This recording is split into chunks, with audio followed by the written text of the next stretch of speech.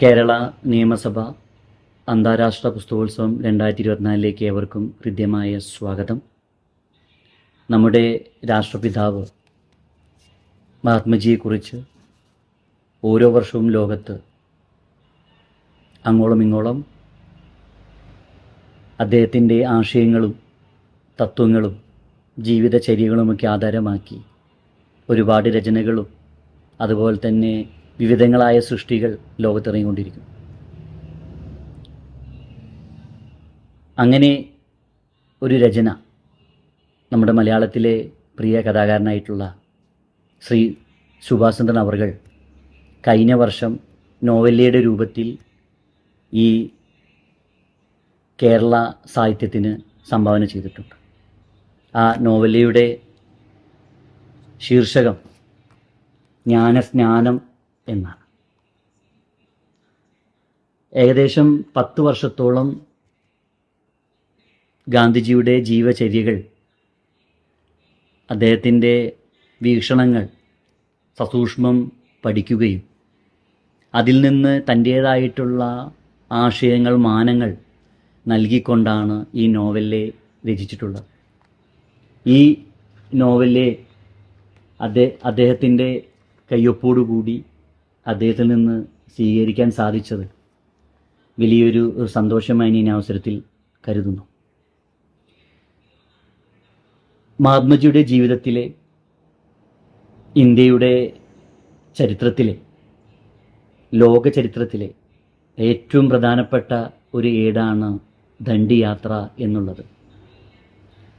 മഹാത്മാവിൻ്റെയും കൂടെ അദ്ദേഹത്തെ അനുഗമിച്ച 81 പേരുടെയും ആ യാത്ര, ആ 25 ദിവസത്തെ യാത്ര, അതിന് പുതിയ മാനം കണ്ടെത്തിക്കൊണ്ട് ഏതിലേക്കായിരുന്നു യാത്ര, എന്താണ് ആ യാത്രയുടെ ഉദ്ദേശ ലക്ഷ്യം, ആ ലക്ഷ്യത്തിൽ സത്യത്തിൽ ഉപ്പ് കുറുക്കൽ മാത്രമായിരുന്നോ എന്നൊക്കെ തൻ്റേതായിട്ടുള്ള പുതിയ മാനങ്ങൾ നൽകിക്കൊണ്ട് ആ യാത്രയിലെ ഏറ്റവും പ്രായം കുറഞ്ഞ യാത്രികനായിട്ടുള്ള ശ്രീ വിത്തൽ ലീലാധറിനെ തൻ്റെ കേന്ദ്ര കഥാപാത്രമാക്കിക്കൊണ്ടാണ് ശ്രീ സുഭാഷ് ചന്ദ്രൻ അവർകൾ ഈ നോവൽ രചിച്ചിട്ടുള്ളത്.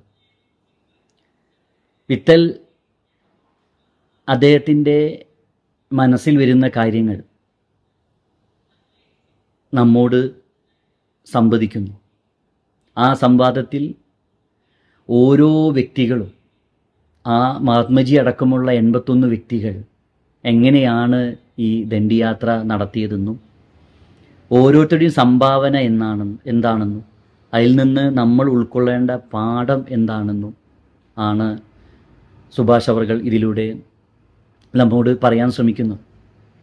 ഇതിലേറ്റവും മഹത്തരമായ വിഷയം, ഇതിലേറ്റവും പ്രായം കൂടിയ വ്യക്തി നമ്മുടെ മഹാത്മജി തന്നെയായിരുന്നു. അദ്ദേഹമാണ് ഇതിനെ മുന്നോട്ട് നയിക്കുന്നത്. അതിൽ നിന്നൊക്കെ ഒരു പുതിയ മാനം, പ്രായം ഒന്നിനും തടസ്സമല്ല എന്നും ഇച്ഛാശക്തി, എന്തും നേടിയെടുക്കുന്ന ഇച്ഛാശക്തി ഉണ്ടെങ്കിൽ നമുക്ക് ഏത് വിജയവും കരസ്ഥമാക്കാമെന്നുള്ള ഇതിൻ്റെയൊക്കെ ഒരു പാഠം നമുക്ക് ഈ ദണ്ഡിയാത്ര നൽകുന്നുണ്ട്. അതോടൊപ്പം തന്നെ മനുഷ്യൻ്റെ മൂല്യങ്ങൾ ഉയർത്തിപ്പിടിക്കേണ്ടതിൻ്റെ മഹത്വം, അല്ലെങ്കിൽ തനിക്ക് കിട്ടിയ ജന്മം സ്വാർത്ഥകമാകത്തിൻ്റെ മഹത്വം ഈ ദണ്ഡിയാത്ര വിളിച്ചോതുന്നു. അത്തരം വിഷയങ്ങൾ അദ്ദേഹത്തിൻ്റെതായിട്ടുള്ള കാഴ്ചപ്പാടുകളിലൂടെയാണ് ഈ നോവലിൽ കടന്നു പോകുന്നത്. വളരെ ചെറിയ അധ്യായങ്ങളെ ഈ നോവലിലുള്ളൂ, എങ്കിലും ഒരുപാട് മാനങ്ങൾ അദ്ദേഹത്തിൻ്റെ സാധാരണ രീതിയിലുള്ള രചനാ വൈഭവം വരെ ഓരോ വാക്യങ്ങളും, അതായത് നമുക്ക് പറയാവുന്നതുപോലെ പ്രഭാതവെയിൽ പോലുള്ള വെള്ളി വെളിച്ചെണ്ണ എന്ന് തുടങ്ങിയ പല പ്രയോഗങ്ങളും ഇതിലുണ്ട്. അപ്പോൾ അത്തരം പ്രയോഗങ്ങളൊക്കെ തന്നെ നമുക്ക് പുതിയ പുതിയ മാനങ്ങൾ നൽകാൻ സാധിക്കുന്നതാണ്. അപ്പോൾ അതിലൂടെ പുതിയ മാനങ്ങൾ കണ്ടെത്തി ഈ പുസ്തകം വായിക്കുന്ന ഒരാൾ ഒരുപാട് കാലത്തേക്ക് ചിന്തിക്കണം എന്നുള്ള, അല്ലെങ്കിൽ അദ്ദേഹം ഈ പുസ്തകം വായിക്കുന്ന ഒരു വ്യക്തി ഇതിൽ നിന്നും പുതിയ മാനങ്ങൾ കണ്ടെത്തി പുതിയ രചനകൾ നടത്തണമെന്നുള്ള നിർബന്ധ ബുദ്ധി ശ്രീ സുഭാഷ് നമ്മൾക്കുള്ളത് കൊണ്ടാണ് അദ്ദേഹം 10 വർഷമെടുത്ത് അതിൻ്റെ സത്ത മാത്രം ഉൾക്കൊണ്ടുകൊണ്ട് ഈ ബുക്ക് രചിച്ചത്.